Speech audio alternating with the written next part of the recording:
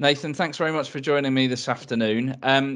Question that I ask all of my interviewees since the COVID crisis kicked off is, what's the current state of play for virtual worlds? Okay. Hi, Tom. How are you doing?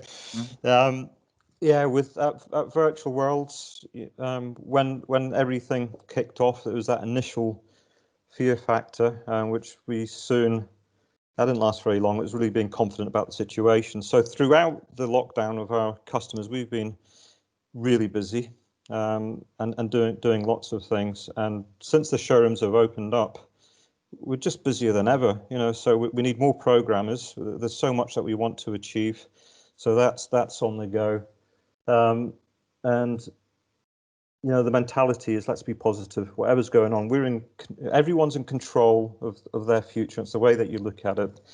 And with every crisis, there's opportunity. And rather than being fearful, just having that, it's going to go one way or another. Being confident is the major thing. And we're looking at the opportunities that are presented. And one of them is our 67 staff. They're all working from home, and our building's looking a bit old and shabby. So whilst some part of you tells you just look after the money and everything, the other thing is, well, it's better for everyone that there is money being spent. So we're currently doing a lovely refurb of the offices, all open plan, and then we'll go on to the kitchen and bathrooms, which anyone who's come to our place for training, they'd love to see those bathrooms redone.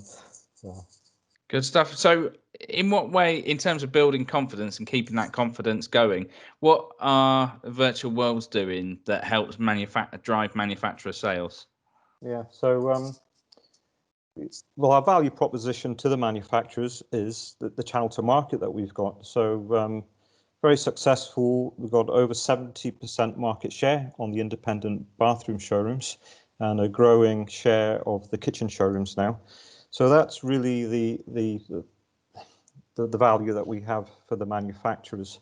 But we do lots of things. We support them with events, teaming up with retailers. So that's the great thing that we have. We've got this big network of retailers, and they're new accounts for the manufacturers. So it's in our interest to really work at delivering that return investment to them. Every manufacturer that's on our system, they've signed up to a contract.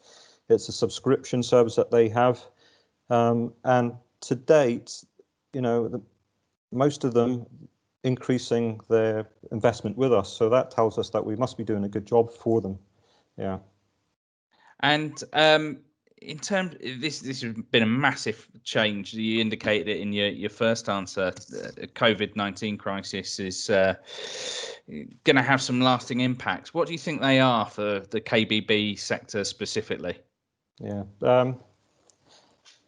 I think it's pretty obvious. We're in a much tougher time now, and when times are hard, you got businesses competing. So really, the biggest difference is everyone's going to have to lift the game. We have to lift our game, our retailers have to lift their game, and the manufacturers too. So it's really, for us, we're looking at the success of the showroom. Companies that think that they can carry on doing things the way that they've always done. Now, whilst that might feel like a comfortable position to be in and it feels safe, I think it's a sure path to a slow death. If the environment is changing around you, you have to adapt. Mm-hmm. And, the type of things that we're doing is sometimes like really pushing the retailers to look differently. We hear it all the time. We know how to sell bathrooms. We've been doing it for years. What we do is working well. But what they don't know is what their potential is. And this is where we're opening up the eyes for the retailers. And, the biggest risk for any business is a leader who hasn't got the confidence to take calculated risks. So a company that takes no risk, that to me, that's the biggest risk ever. Mm-hmm. And there's been lots of talk, hasn't there, about change, 5 years of change being concentrated into just a few months. Obviously, you're as a tech company, you're at the forefront of change. How much do you go along with that theory? I have to confess, I haven't heard the theory. Sometimes I'm in my own bubble. I'm you know, my mind's often different, in all good places. My mind's in good places. It's looking after the retailer. That's where my focus is. But yeah, I mean, for me, all I can say is that I know what I want to be able to achieve. I know what I want to deliver to the retailers and the manufacturers. And it's always a massive frustration when I know what I want to be, where I want to be, what I want us to achieve, and things take longer than you expect. So, gosh, the thought of condensing, say, 5 years into 6 months, is that what we've got Yeah. to do? Gosh.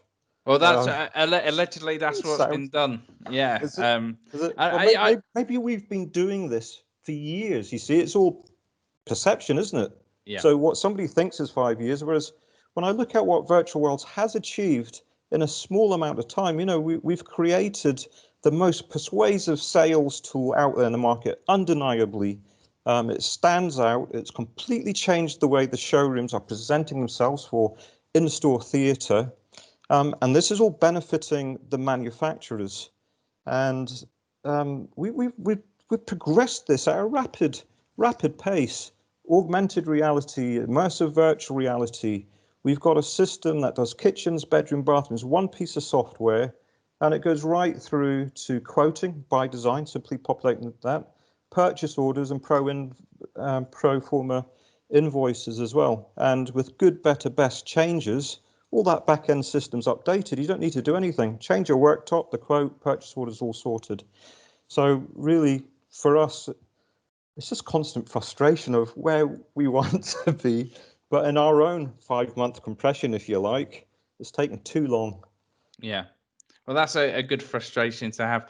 I'm just thinking you spend a lot of time with retailers and talking to retailers. What do you think they're looking for from manufacturers at the moment? What they're looking for from the manufacturers. Yeah. Well, I used to be a retailer, so I've got a good experience of when things are going fantastic and when they're going absolutely terribly, and everything's on the line. You know, you're not sleeping at night.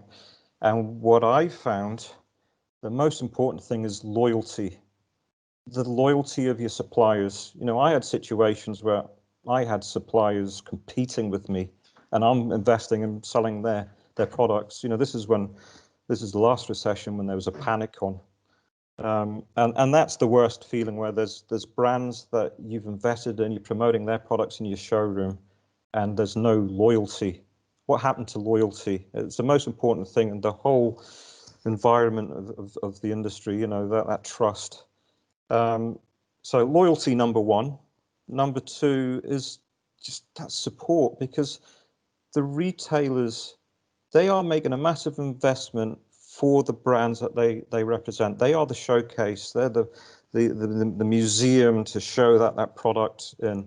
So support, I guess, that would be, in times of difficulty, trading terms, lead generation, you know, help. I mean, this is something that we're doing with our consumer marketing. So we've always been a B2B business, and we understand strategically as well as the right move for our retailers of supporting them with that. So that type of thing from manufacturers.